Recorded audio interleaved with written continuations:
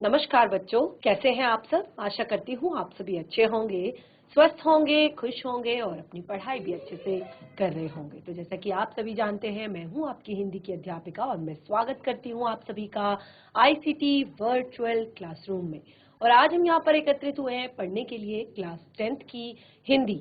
Class 10th की हिंदी में हम अपनी क्षितिज पाठ्य पुस्तिका में अपने 12 चैप्टर यानी कि 12 से 13 चैप्टर हम अपने कंप्लीट कर चुके हैं, यानी कि लगभग हाफ ईयरली से ज्यादा का जो हमारा सिलेबस है वो कंप्लीट हो चुका है। और अभी तक के पढ़ाए गए जितने भी चैप्टर्स हैं, जितने भी पार्ट हैं, उनमें अगर आपको कोई भी दिक्कत, कोई भी परेशानी है किसी भी पाठ में, चाहे वो कोई कविता हो, चाहे वो कोई चैप्टर हो, चाहे वो हिंदी व्याकरण का कोई हमारा पाठ हो, तो किसी भी चैप्टर में कोई दिक्कत, कोई परेशानी हो तो आप जरूर यहाँ पर अपनी समस्याएं डिस्कस करें, अपनी प्रॉब्लम्स हमारे साथ शेयर करें। आपको उस चैप्टर को दोबारा रिवाइज कराया जाएगा। अगर पाठ से जुड़े हुए प्रश्न उत्तर करने में दिक्कत है तो प्रश्न उत्तर आपको दोबारा से कराए जाएंगे। और साथ ही हिंदी व्याकरण में अगर आपको कोई दिक्कत है तो वो चैप्टर भी आपको कराया जाएगा। तो बिल्कुल निसंकोच होकर, बिना डरे, बिना हिचके आप अपनी समस्याएं, अपनी प्रॉब्लम्स यहाँ पर शेयर कर सकते हैं। तो आज हम पढ़ने जा रहे हैं आपकी कृतिका पाठ्य पुस्तिका जो है भाग 2, उसका चैप्टर 2 पाठ 2। क्योंकि यहाँ पे हमने पार्ट 1 जो है पढ़ लिया था, माता का आंचल, बहुत ही ज्यादा महत्वपूर्ण परीक्षाओं की दृष्टि से आपका वो चैप्टर था। और ये चैप्टर भी और आपका जो है बहुत ही ज्यादा इंटरेस्टिंग है और साथ ही कुछ सीख देने वाला आपका ये चैप्टर है। और देख सकते हैं आप, चैप्टर का नाम है जॉर्ज पंचम की नाक और ये लिखा गया है कमलेश्वर जी ने। कमलेश्वर जी द्वारा ये चैप्टर लिखा गया है और नाम है जॉर्ज पंचम की नाक। तो चैप्टर जो है बहुत ही ज्यादा इंटरेस्टिंग है, काफी कुछ चीजें ये चैप्टर हमें सिखाता है। तो देखिए, पाठ हम शुरू करते हैं। ध्यान पूर्वक पढ़ने की आप यहाँ पर कोशिश कीजिएगा, पाठ को समझने की कोशिश कीजिएगा। कहीं पर भी कोई डाउट होता है, कोई दिक्कत होती है, परेशानी होती है तो आप जरूर एक बार क्लास में आप बताएं कि मैम समझ में नहीं आया, या फिर से समझा दीजिए या फिर से एक्सप्लेन कर दीजिए। तो शुरू करते हैं हम अपने इस चैप्टर को। तो ये जो हमारा चैप्टर है जॉर्ज पंचम की नाक, तो इसमें ये बात जो है उस समय की है, यानी कि कमलेश्वर जी द्वारा ये जो चैप्टर है ये लिखा गया है। तो कमलेश्वर जी इसमें बताते हैं कि ये बात उस समय की है जब इंग्लैंड की महारानी एलिजाबेथ द्वितीय, इंग्लैंड की महारानी एलिजाबेथ द्वितीय अपने पति के साथ हिंदुस्तान आ रही थी। द्वितीय मई अपने पति के साथ हिंदुस्तान पधारने वाली थी, यानी कि जो एलिजाबेथ द्वितीय थी। देखिए, ध्यान रखिएगा, कंफ्यूज मत होना कि यहाँ पर जो बताया गया है एलिजाबेथ द्वितीय, जो यहाँ पे अलग अलग जो नाम है उनके यहाँ पे बताए गए हैं। तो एलिजाबेथ द्वितीय जो है वो उस समय पर भारत आ रही थी अपने पति के साथ। तो जब वो हिंदुस्तान की यात्रा पर आ रही थी, क्योंकि हिंदुस्तान के साथ साथ वो नेपाल और पाकिस्तान की यात्रा भी करने वाली थी, तो उन दिनों जो वहां के अखबार थे या हिंदुस्तान के जो अखबार थे, दोनों अखबारों में खबरें आ रही थी रोज लंदन के शाही घराने से। लंदन के शाही घराने से रोज नई नई खबरें हिंदुस्तान के अखबारों में आ रही थी। खुद वहां के अखबारों में फैल रही थी कि रानी जो है जब भारत यात्रा पर जाएंगी या नेपाल दौरे पर जाएंगी या पाकिस्तान दौरे पर जाएंगी तो उस समय वो क्या खाएंगी, क्या पहनेंगी, क्या ओढ़ेंगी। तो क्योंकि वो एक रानी है और इस तरह से उनके सारे जितने भी, चाहे वो बावर्ची हो, चाहे वो दर्जी हो, चाहे वो उनके सुरक्षा गार्ड हो, चाहे वो और जो भी उनसे जुड़े हुए व्यक्ति हो, सबके सब जो है अपनी अपनी तैयारियों में लगे हुए थे। अलग अलग तरह की तैयारियों में वो लगे हुए थे और उसी शाही दौरे की जो चर्चा थी वो कैसी कैसी जो तैयारियां हो रही थी। महारानी का जो दर्जी किस तरह से परेशान था कि वो हिंदुस्तान, पाकिस्तान, नेपाल के दौरे पर क्या पहनेंगी। जैसे होता है ना कि हम भी कहीं पर जाते हैं, खास तौर पर जब हम कभी किसी स्पेसिफिक स्पेशल जगह पर जाते हैं विशेष जगह पर जाते हैं तो वहां के लिए, जैसे शादी फंक्शन होता है या कोई इस तरह का कोई फंक्शन होता है, या तो हम फंक्शन के हिसाब से, अगर हम स्कूल के किसी प्रोग्राम में जा रहे हैं या हम शादी में जा रहे हैं या हम कहीं और जा रहे हैं, तो हम पहले अपनी सारी चीजें डिसाइड करते हैं कि कौन से फंक्शन के लिए कौन से कपड़े हम पहनेंगे, किस तरह के कपड़े। अगर शादी के लिए जा रहे हैं तो थोड़ा सा चमक दमक वाले, अगर हम स्कूल फंक्शन या किसी ऑफिस फंक्शन में जा रहे हैं तो थोड़ा सा डिसेंट जो कपड़े होते हैं, सोबर जो कपड़े होते हैं।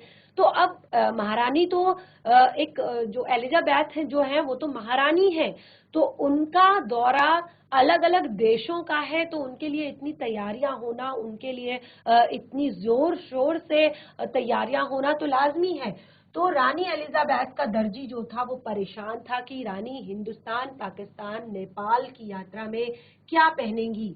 और जो उनका सेक्रेटरी और सेक्रेटरी और शायद जासूस भी उसे कह सकते हैं, उनके पहले ही इस महाद्वीप का तूफानी दौरा करने वाला था। उनका जो सेक्रेटरी था, एक तरह से कहें तो उनका जासूस भी उसे कह सकते हैं, तो वो इन तीनों जगह का एक बार तूफानी दौरा यानी कि बिना किसी को बताए चुपचाप फ्लाइट में बैठकर भारत आना, उसके बाद नेपाल जाना, उसके बाद पाकिस्तान जाना, ताकि ये देखने के लिए कि क्या कुछ तैयारियां यहाँ पर चल रही है, सिक्योरिटी के क्या क्या इंतजाम यहाँ पर किए गए हैं, और तो ये सारी चीजें देखने के लिए वो इस तरह का एक दौरा करने वाला था।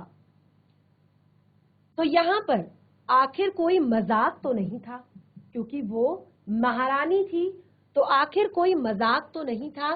जमाना चूंकि नया था, फौज फर्राटे के साथ निकलने के दिन बीत चुके थे। अब ये नया जमाना था, पूरी फौज साथ में लेकर निकलने के दिन बीत चुके थे।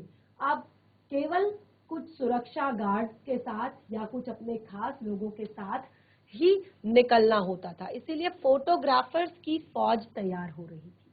अब सुरक्षा गार्डों की जो फौज थी वो कम हो चुकी थी, अब फोटोग्राफर्स की फौज बन गई थी, ताकि उनके साथ जो मीडिया वाले वहां से यहाँ आने वाले थे, ताकि वो यहाँ की हर एक खबर को, कि किस तरह का दौरा उनका भारत का रहा, कैसे उन्होंने कहाँ पर क्या खाया, क्या उन्होंने पहना, कैसे वो ठहरी, कैसे उनके लिए सुरक्षा के इंतजाम थे, क्या कुछ उन्होंने यहाँ पर किया, उसकी सारी खबर, उसकी एक एक फोटो वो इंग्लैंड तक भेजने वाले थे, लंदन तक भेजने वाले थे।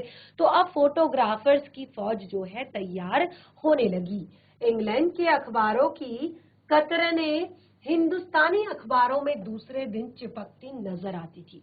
होता है ना कई बार कि कोई खबर अगर पहले दिन छपी है और उसके बारे में नेक्स्ट डे भी अगर कुछ कहना है, तो न्यूज़पेपर वाले क्या करते हैं कि पहले दिन की जो खबर होती है उसकी अलग से फोटो लगा देते हैं और फिर उसके बाद खबरें बनाते हैं। तो सेम उन दिनों रोज यही हो रहा था कि पहले दिन की जो खबरें थी इंग्लैंड की, वहां की जो खबरें थी, उनकी जो कतरनें हैं वो अगले दिन के न्यूज़पेपर में हिंदुस्तान में छपा करती थी कि क्या कुछ तैयारियां महारानी के लिए हो रही है उनके भारत दौरे पर या नेपाल या पाकिस्तान दौरे पर। चिपकती नजर आती थी कि रानी ने एक ऐसा हल्के नीले रंग का सूट बनवाया है जिनका रेशमी कपड़ा हिंदुस्तान से मंगाया है, यानी कि जब रानी अब हिंदुस्तान में शायद वो हल्के रंग का सूट पहनने वाली है, तो उसका कपड़ा उन्होंने हिंदुस्तान से ही मंगाया है। और करीब 400 पाउंड खर्चा उस सूट पर आया है।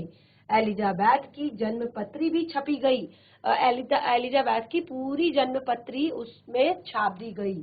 प्रिंस फिलिप्स के कारनामे छपे, और तो और उनके नौकरों, बावर्चियों, खानसामों, अंगरक्षकों की पूरी पूरी जीवनियां देखने में आई। जिस तरह से आपने देखा होगा आजकल के जो सेलिब्रिटी होते हैं उनके बारे में भी, उनके लिए कि कौन उनके बच्चे का केयर टेकर है, कौन उनके घर में कुक है, उनका कुक कैसा है, उनको कैसा खाना पसंद है, किस तरह का खाना वो खाते हैं, उनका दर्जी यानी कि उनका एक तरह से कौन उनके ड्रेसेस को डिजाइन करता है, कौन उनका ड्रेस डिजाइनर कौन है उनका। तो इस तरह की चीजें आपने आजकल भी देखी होंगी, जो सेलिब्रिटी की होती है, अभिनेता अभिनेत्रियों की होती है। तो बिल्कुल इसी तरह की खबरें जो है महारानी एलिजाबेथ के जो बावर्ची हैं, उनके जो नौकर हैं, उनके जो खानसाम हैं, उनके जो अंगरक्षक हैं, तो इस तरह से आगे यहाँ पर शाही महल में रहने वाले और पलने वाले कुत्तों तक की तस्वीरें अखबार में छप गई। यानी कि शाही महल में देखिए उनके नौकरों, बावर्चियों, खानसामों, अंगरक्षकों की तो खबरें छपी ही थी, लेकिन उनके जो शाही महल में रहने वाले जो डॉग्स थे, उनकी भी जो बातें हैं वो अखबारों में छप रही थी, उनकी तक तस्वीरें जो हैं अखबारों में छप रही थी। बड़ी धूम थी, बड़ा शोर शराबा था, बहुत ज्यादा धूम मची हुई थी और बहुत ही शोर शराबा हर जगह था। एक तरफ इंग्लैंड में और दूसरी तरफ भारत, नेपाल और पाकिस्तान में। तो इस तरह से शंख इंग्लैंड में बज रहा था, गूंज हिंदुस्तान में आ रही थी। शंख जो है इंग्लैंड में बज रहा था और उसकी गूंज जो है हिंदुस्तान तक आ रही थी। इन खबरों से हिंदुस्तान में सनसनी फैल रही थी। राजधानी में तहलका मचा हुआ था, क्योंकि जब भी कोई दूसरे देश से हमारे देश में आते हैं तो वो सबसे पहले कहाँ जाते हैं? राजधानी में जाते हैं, राजधानी दिल्ली में। तो यहाँ पर महारानी एलिजाबेथ जो थी द्वितीय, वो भी दिल्ली में ही सबसे पहले आने वाली थी। तो इसीलिए दिल्ली में यानी कि राजधानी में बहुत तहलका मचा हुआ था। जो रानी 5,000 रुपए का रेशमी सूट पहनकर पालम हवाई अड्डे पर उतरेगी। देखिए उस समय पर 5,000 रुपयों की बहुत ज्यादा कीमत हुआ करती थी। एक तरह से इस टाइम पे वो 5,000 रुपए 5 लाख रुपए के बराबर है, क्योंकि वो टाइम जो था बहुत पहले का समय था और पैसे की बहुत ज्यादा उस समय कीमत हुआ करती थी।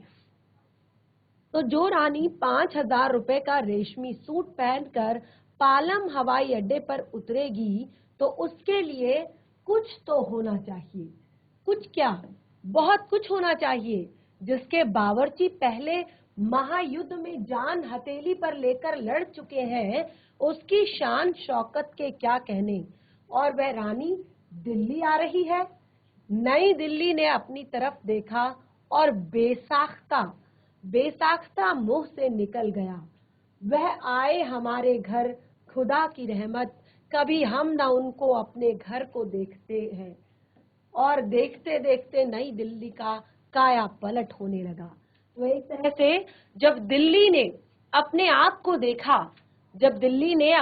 को देखा, तो अनायास ही मुख से निकला कि वह आए हमारे घर, खुदा की रहमत, कभी हम उनको कभी अपने घर को देखते हैं। और देखते ही नई दिल्ली का काया पलट होने लगा। एक तरह से वहां पर जितनी भी ऐसी असुविधाएं थी, यानी कि रोड्स जो है वो ठीक होने लगी, जो स्ट्रीट लाइट्स थी वो ठीक होने लगी, और एक तरह से जो भी पानी की अव्यवस्था थी या कोई ऐसी कोई भी जो असुविधा थी, अव्यवस्थाएं फैली हुई थी, वो सब ठीक होने लगी। फटाफट जल्दी जल्दी ये सारे काम कंप्लीट होने लगे।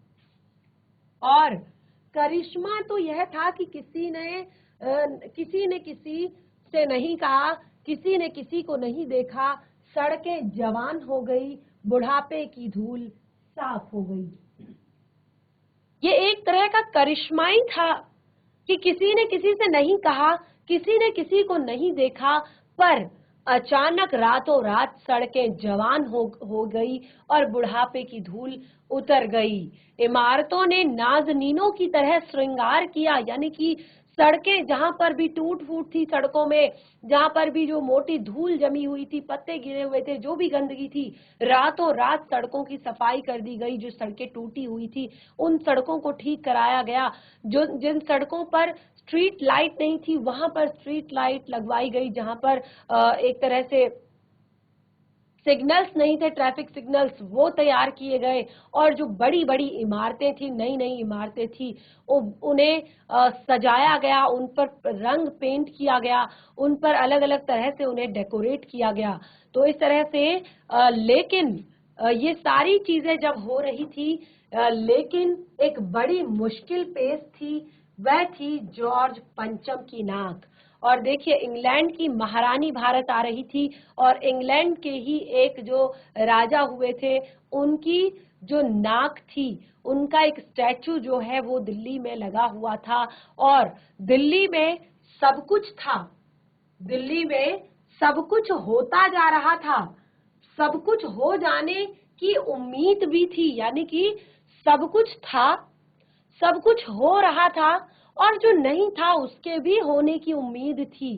पर यहाँ पर जॉर्ज पंचम की नाक बड़ी मुसीबत थी। यानी कि नई दिल्ली में सब कुछ था पर नाक नहीं थी। यानी कि जो जॉर्ज पंचम की जो नाक, वहां पर एक स्टैचू लगा हुआ था, उस पर एक जो उनकी नाक थी, वो नाक कहीं गुम गई थी, या टूट गई थी, या खो गई थी, या कुछ भी हो गया था, तो नाक नहीं थी।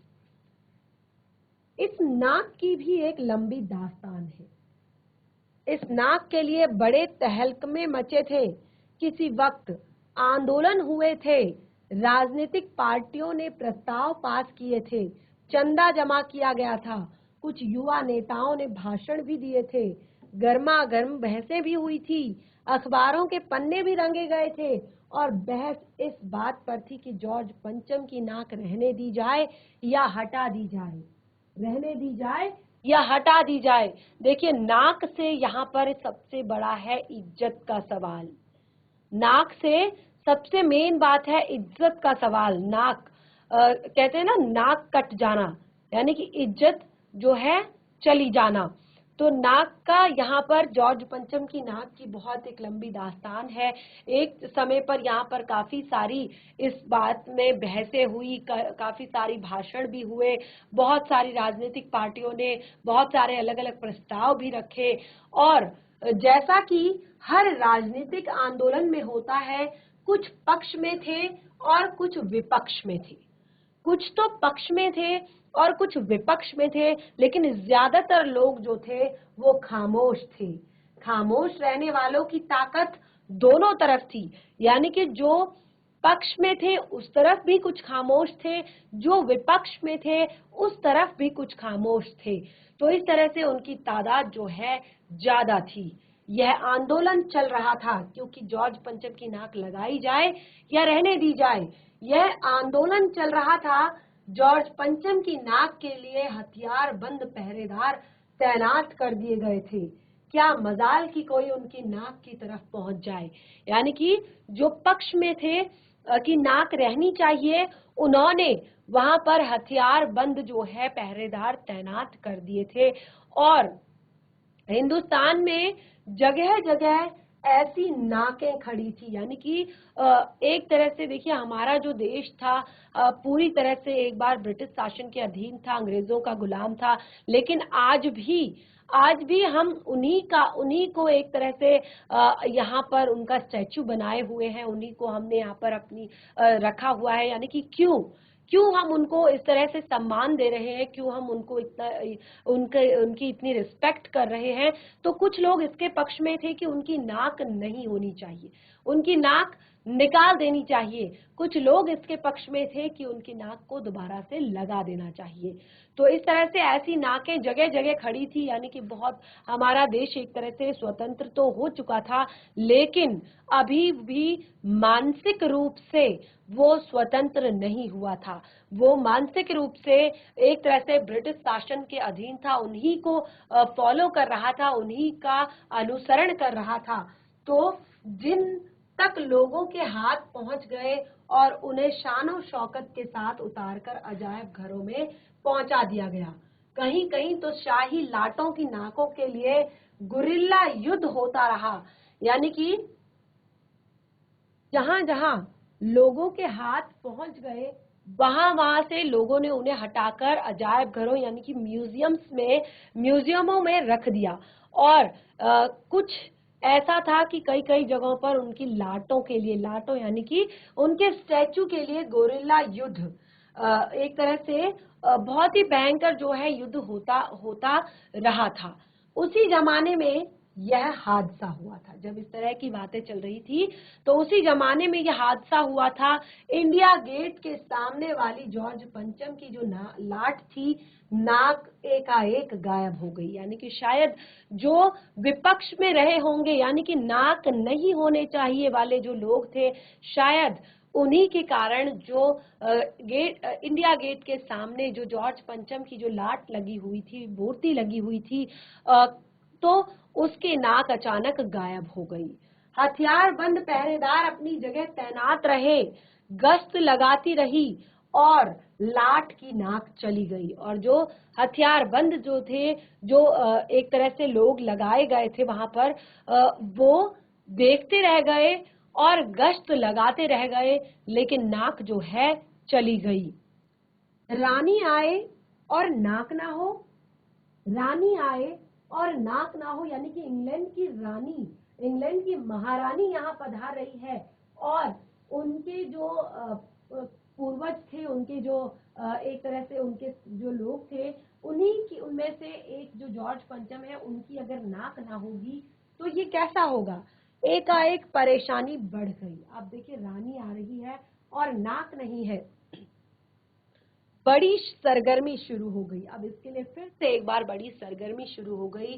खैर ख्वाहों की एक मीटिंग बुलाई गई, यानी कि जो भलाई चाहते हैं, चाहे अपने देश की हो चाहे उस मूर्ति की हो, जो भलाई चाहते हैं, खैर ख्वाहों की एक मीटिंग बुलाई गई। मसला पेश किया गया। मसला यानी कि जो बात है वो रखी गई कि जॉर्ज पंचम की जो नाक है वो कैसी लगाई जाए, क्या किया जाए। वहां सभी सहमत थे। अब आज जो है वहां पर जितने भी लोग थे, सभी सहमत थे कि अगर यह नाक नहीं होगी तो हमारी नाक भी नहीं रह जाएगी। अगर ये नाक नहीं होगी तो हमारी नाक भी नहीं रह जाएगी। तो यहाँ पर जैसे कि मैंने आपको कहा, नाक का एक तरह से यहाँ पर जो मतलब है वो इज्जत से है। तो अगर जॉर्ज पंचम की नाक अगर नहीं लगी तो हमारी भी नाक नहीं रह जाएगी। यानी कि अगर इनकी नाक हमने नहीं लगाई तो हमारी इज्जत भी बिल्कुल चली जाएगी रानी की नजरों से। हम गिर जाएंगे रानी की नजरों से, इंग्लैंड के की नजरों से, कि भारत के लोग इतना भी नहीं कर सकते कि उन्होंने इस तरह की मूर्ति लगवाई है, तो हमारी भी इज्जत जो है चली जाएगी, हमारी भी नाक नहीं रह पाएगी। उच्च स्तर पर मशवरे हुए।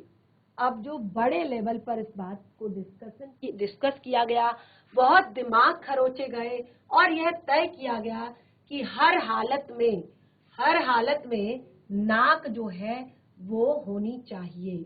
हर हालत में नाक जो है वो होनी चाहिए। नाक का होना बहुत ज्यादा जरूरी है। और यह तय होते ही एक मूर्तिकार को हुक्म दिया गया कि वह फौरन दिल्ली में हाजिर हो। जैसे ही ये तय हुआ कि नाक तो होनी ही चाहिए, क्योंकि अगर नाक नहीं होगी तो हमारी नाक चली जाएगी। तो अब ये तय हुआ। उस समय सभी लोग जो है वो पक्ष में थे, यानी कि इस बात के पक्ष में थे कि नाक होनी चाहिए। और तभी फौरन एक मूर्तिकार को हुक्म दिया गया कि वो फटाफट दिल्ली में हाजिर हो जाए। मूर्तिकार या तो कलाकार था पर जरा पैसों से लाचार था। मूर्तिकार यूं तो कलाकार था पर जरा पैसों से लाचार था। यानी कि वो बहुत एक तरह से कलाकार तो था ही, लेकिन थोड़ा बहुत पैसे का लाचार भी वो था। यानी कि पैसों का लालच भी उसमें आ चुका था कि इतने बड़े लेवल पे ये मूर्ति बन रही है तो अच्छा खासा पैसा मिलेगा। तो आते ही उसने हुक्कामों के चेहरे देखे। अजीब परेशानी थी उन चेहरों पर, कुछ लटके, कुछ उदास और कुछ बदहवास। आते ही उसने देखा जितने भी वहां पर एक तरह से राजनेता थे, शासक थे, जितने भी लोग वहां पर थे, उनके चेहरे जब उसने देखे तो वो बिल्कुल समझ गया कि मुद्दा जो है बहुत ही सीरियस है, क्योंकि कुछ के जो एक तरह से लटके हुए मुख थे, कुछ उदास थे, कुछ बदहवास थे, और उनकी ये हालत देखकर लाचार कलाकार की आंखों में आंसू आ गए। यानी कि खुद भी वो लाचार था, पैसों की उसको सख्त जरूरत थी, और अब उनकी स्थिति देखकर तो उसकी आंखों में आंसू आ गए। और तभी उसको एक आवाज सुनाई दी, मूर्तिकार जॉर्ज पंचम की नाक लगानी है। तभी उसको एक आवाज सुनाई दी कि मूर्तिकार जॉर्ज पंचम की नाक लगवानी है। मूर्तिकार ने सुना और जवाब दिया, नाक लग जाएगी, पर मुझे यह मालूम होना चाहिए कि यह लाट कब, कहाँ और कैसे बनी। इस लाट के लिए पत्थर कहाँ से लाया गया था? तो उसने कहा कि नाक तो लग जाएगी बहुत ही आसानी से, लेकिन मुझे ये मालूम होना चाहिए कि ये लाट कब बनी थी, कहाँ बनी थी, और इसके लिए पत्थर कहाँ से आया था। तो इस तरह से अब हुक्कामों ने, जितने भी हुक्काम थे, जितने भी बड़े बड़े लोग थे, चाहे वो वहाँ के आईएएस रहे होंगे, पीसीएस रहे होंगे, राजनेता रहे होंगे, या कोई भी जो बड़े बड़े हुक्काम थे, उन सभी ने एक दूसरे की तरफ ताका। उन सभी ने एक दूसरे की तरफ ताका, एक दूसरे की तरफ देखने लगे, और एक दूसरे की नजर ने दूसरे की नजर से कहा कि यह बताने की जिम्मेदारी तुम्हारी है। यानी कि आप देख सकते हैं जिस तरह से वो यहाँ पर बैठे हुए हैं, तो सबने एक दूसरे की तरफ इस तरह से देखा कि जैसे सब कह रहे हो कि ये बताने की जिम्मेदारी तुम्हारी है, ये बताने की जिम्मेदारी तुम्हारी है, ये बताने की जिम्मेदारी तुम्हारी है। खैर मसला हल हुआ। खैर ये मसला भी हल हुआ, और एक क्लर्क को फोन किया गया। एक क्लर्क जो था उसी ऑफिस का, उसको फोन किया गया, और इस बात की पूरी छानबीन करने का काम उसे सौंप दिया गया। एक क्लर्क को फोन किया, और इस बात की पूरी छानबीन, यानी कि कैसे इस मूर्ति का निर्माण हुआ, इसके लिए पत्थर कहाँ से लाया गया था, और किस तरह से किस मूर्तिकार ने को बनाया, तो ये सारी चीजें एक तरह से उसको काम दे दिया गया। पुरातत्व विभाग की फाइलों के पेट चीरे गए। यानी कि पुरातत्व विभाग की जो फाइलें थी, यानी कि जहां से पत्थर निकलते हैं, जहां से अनेक चीजें, पुरातत्व विभाग यानी कि जहां पर पुरानी चीजों के बारे में काफी सारी बातें आपको बताई जाती हैं, लिखी जाती हैं, तो उन फाइलों के पेट चीरे गए। यानी कि उनको एक तरह से उन फाइलों को पूरी तरह से खंगाला गया, पूरी तरह से देखा गया, और दूसरा कुछ भी पता नहीं चला। जब सारी फाइलें खंगाली गई, उसके बावजूद भी कुछ भी पता नहीं चला। क्लर्क ने लौटकर कमेटी के सामने कांपते हुए बयान दिया, क्योंकि क्लर्क को ये सारी जिम्मेदारी दी गई थी, तो उसने आकर कमेटी के सामने कांपते हुए, डरते हुए बयान दिया, सर मेरी खता माफ हो, फाइलें सब कुछ हजम कर चुकी है।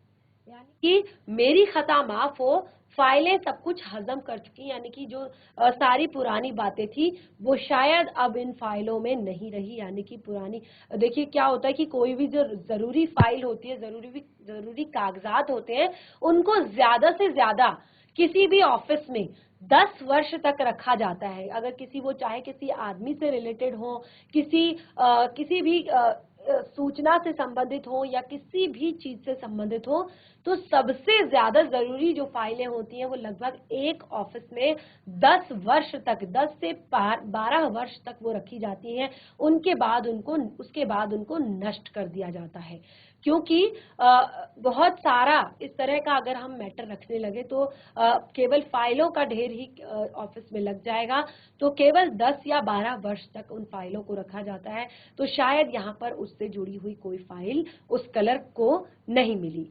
तो आपने देखा अभी तक काफी कुछ तैयारियां हो चुकी हैं यहाँ पर महारानी एलिजाबेथ के भारत आने के लिए, और आगे किस तरह से जॉर्ज पंचम की नाक को यहाँ पर ढूंढा जाता है, किस तरह की नाक वहां पर लगाई जाती है, और क्या कुछ मसला है इस नाक का, वो हम देखेंगे अपने नेक्स्ट सेशन में।